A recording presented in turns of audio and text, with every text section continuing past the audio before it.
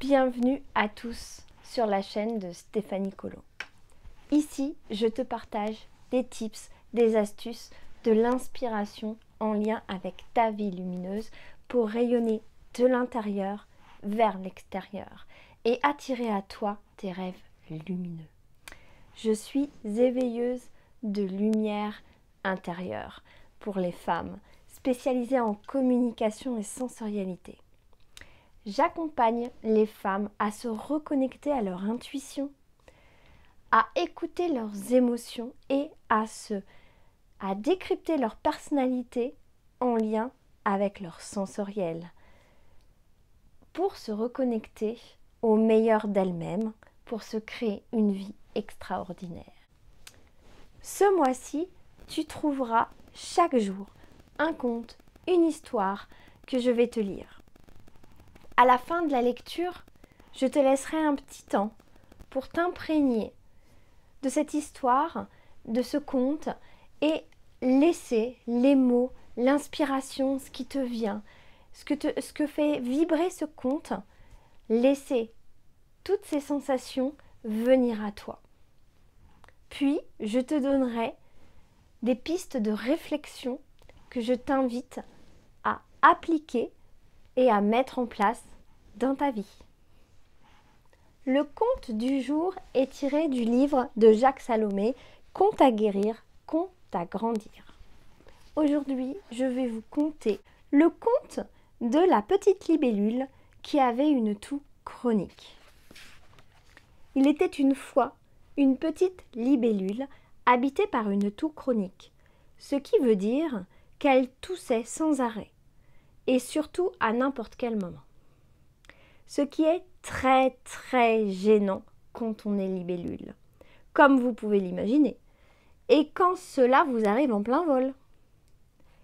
Imaginez le chaos, les zigzags, les hauts et les bas, les têtes à queue, les loopings. C'était épouvantable pour cette petite libellule. Ainsi, le jour où elle avait voulu dire bonjour à un libellule de son âge, elle s'approcha de lui, se mit à tousser et à pousser des cris de libellule incohérents, qui voulaient dire « Bonjour, c'est la première fois que je vous vois ». Elle hoquetait, battait des ailes de façon désordonnée, si bien que le libellule, effaré, crut qu'elle était folle et s'enfuit à tire-d'aile loin d'elle. Il faut vous dire cependant que cette petite libellule vivait encore dans sa famille. Elle avait un amour incroyablement fort pour son papa. C'était un amour plus grand que son corps de libellule, qui débordait de partout. Elle n'arrivait pas à le contenir.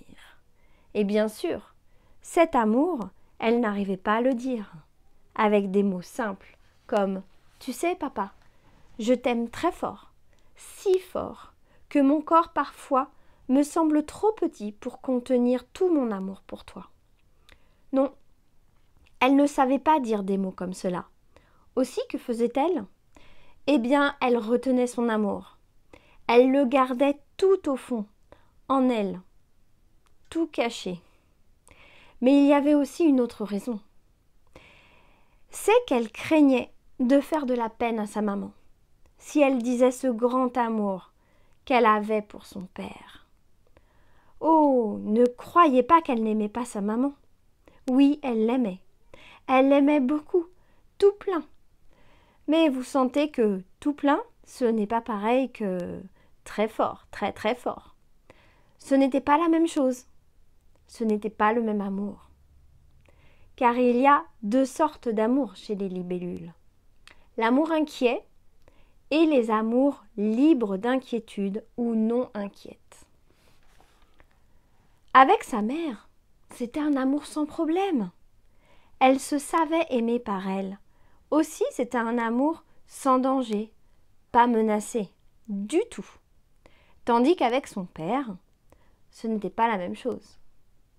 Son amour pour lui était toujours en insécurité, pas très sûr. Je veux dire qu'elle n'était pas sûre, elle, d'être aimée aussi fort par son papa. Pour sa mère, pas de problème. C'était OK. Mais pour papa, là, c'était plus difficile. Comment dire cela le plus simplement possible? Elle n'était pas à l'aise avec lui. Il y avait comme une retenue, comme un doute. Il lui faisait un peu peur, même quand il la prenait sur ses genoux et qu'elle lui fourrait ses doigts dans les oreilles. Oui, oui, c'est un jeu de libellule. Vous comprenez alors pourquoi elle cachait son amour, tout comprimé dans sa poitrine de libellule. Vous savez, c'est étroit une poitrine de libellule, tout menu, tout mince, avec une palpitation comme ça, du côté du cœur, toute douce, toute douce. Et souvent cet amour-là, pour son père, l'étouffait. À tel point que souvent, elle laissait sortir sa toux. Oui, sa toux. Vous l'avez compris avant moi. C'était le trop-plein de son amour pour papa. Personne n'avait compris cela avant. Ni le médecin des libellules qui avait dit d'une voix grave « C'est une toux asthmatique chronique ». Ni les parents, bien sûr, qui la faisaient soigner, le soi qui est nié. Avec des tas de médicaments, des pilules, des cachets, des pchit-pchit, etc. Eux, les parents, voulaient faire taire à tout prix cette toux, sans comprendre, les malheureux, qu'avec cette toux, la petite libellule disait un immense amour, un amour trop grand pour son père. Qu'elle disait aussi sa peur de blesser sa maman, en montrant cet amour disproportionné pour papa. Alors, me direz-vous, comment cela va-t-il se terminer? Je vais vous le dire, mais c'est un secret de libellule. Un jour, la petite libellule s'approchera de l'oreille de sa maman et lui chuchotera. « Tu sais, maman, je t'aime comme une maman. Et papa, je l'aime comme un papa. Mais je ne sais pas pourquoi. Je n'y peux rien, tu sais, maman. Je l'aime des fois comme 2 papas et des fois comme 3 papas. Et tu crois que c'est grave, maman ?»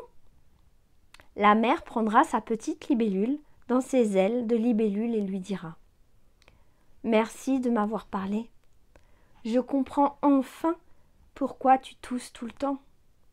C'est ton amour trop grand pour ton père qui est resté trop longtemps enfermé dans ta poitrine. Tu as le droit d'aimer ton père aussi fort que tu peux. Moi, je me sens aimée par lui très fort. Et je sais qu'il a aussi un amour pour toi, même s'il ne sait pas le dire. L'amour qu'il a pour toi n'est pas le même que celui qu'il a pour moi. Ce sont 2 amours différents. Vous devinez la suite? La petite libellule n'eut plus de tout du tout. Oui, du tout, de tout. Ainsi se termine le conte de la petite libellule qui avait un amour si fort qu'il ne pouvait être contenu dans sa poitrine. Voilà, c'est à votre tour maintenant de prendre le temps de ressentir ce que cette histoire a fait comme écho chez vous. Quelles sensations, quels mots vous viennent, quelle idée en lien avec votre histoire ou avec peut-être ce que vous vivez actuellement. Je vais vous inviter à fermer les yeux ou bien à les laisser ouverts en respirant en conscience et en laissant guider les mots, les sensations qui viennent à vous. Je reste avec vous pour quelques minutes.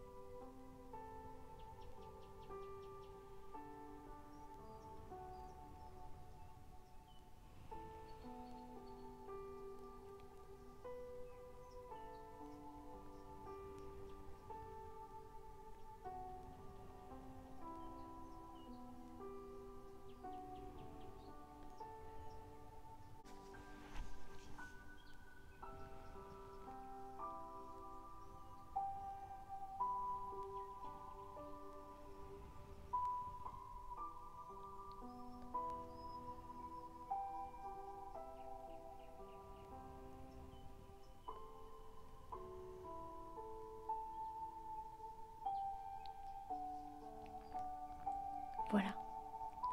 Je vais vous inviter à mettre sur pause la vidéo et à noter les idées qui vous sont venues, les sensations ou les messages que vous avez reçus.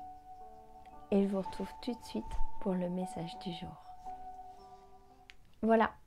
Maintenant que tu as eu le temps, toi, de voir ce que t'inspirait ce conte, je vais te partager un petit peu le message que j'ai envie de te faire passer aujourd'hui.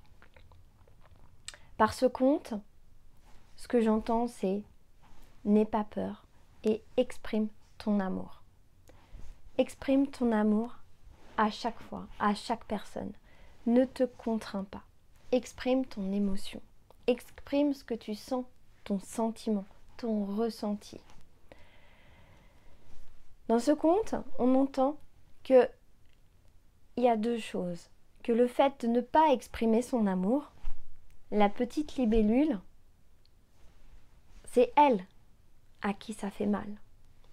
Je vous dis souvent, le corps parle. Le corps vous donne des informations sur ce que vous devez faire ou ce que vous devez arrêter de faire. Et là, le fait qu'elle ait une toux chronique qui ressemble à de l'asthme, le message, c'est que tu gardes trop d'amour non exprimé pour ton père à l'intérieur. C'est un trop-plein. Ça a envie de sortir, mais ça fait tellement longtemps qu'elle l'a gardé en elle et qu'elle ne sait pas faire que ça se transforme en mots MAUX du corps. Alors que si elle savait mettre des mots MOTS sur cet amour très grand qu'elle a pour son papa, ça n'arriverait pas. Ces mots MAUX n'auraient pas lieu d'être. Donc le corps livre un message quand tu ne peux pas le livrer par la parole. Le deuxième message, c'est que le fait de ne pas dire à son papa son amour, elle ne le dit pas pour deux raisons. Parce qu'elle a peur de blesser sa maman et qu'elle croit qu'elle ne l'aime pas. Donc c'est une interprétation de sa part. Et aussi parce qu'elle a peur que son papa ne comprenne pas et ne l'aime pas autant qu'elle l'aime. Là aussi c'est une interprétation. Chacun aime à sa manière. Chacun a sa personnalité, sa manière d'exprimer ses sentiments. La plupart du temps, les hommes ont beaucoup plus de difficultés ou montrent leur amour, leur affection d'une manière complètement différente de la nôtre, voire des fois même à l'opposé. Quand on a réussi à décrypter cela, que ce soit quelqu'un de la famille comme notre père, nos grands-pères, ou tout simplement quelqu'un de beaucoup plus proche comme notre chéri, eh ben c'est beaucoup plus simple quand on a réussi à trouver le code, à décoder et à décrypter ce message.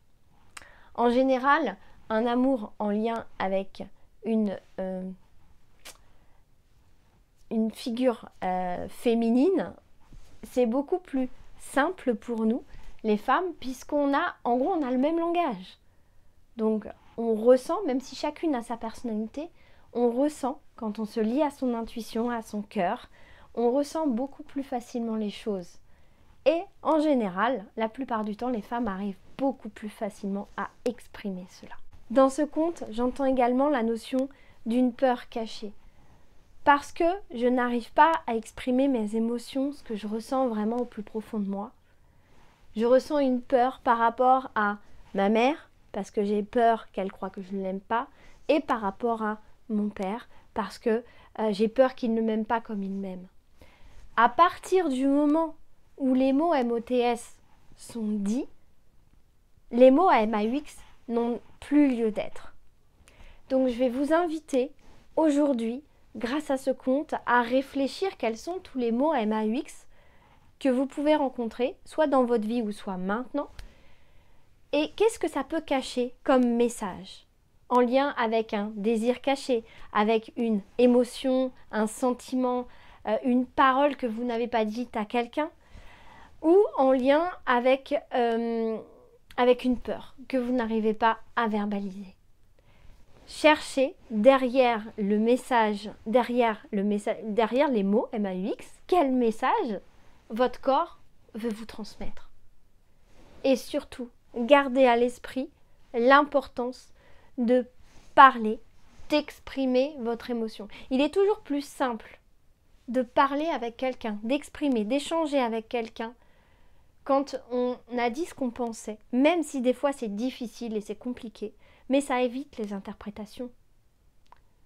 Et si toi tu interprètes de ton côté, l'autre personne peut interpréter également. Si tu ne parles pas, l'autre personne ne peut pas savoir ce que tu penses. Donc, aidez-vous vous-même. Ça commence par toi qui dois exprimer ce que tu sens pour toi, pour les autres. Voilà. J'espère que ce conte t'a plu. Dis-moi en commentaire ce que toi t'as retenu aujourd'hui. Et puis, n'hésite pas à liker, à partager cette vidéo et à t'abonner si ce n'est pas encore le cas.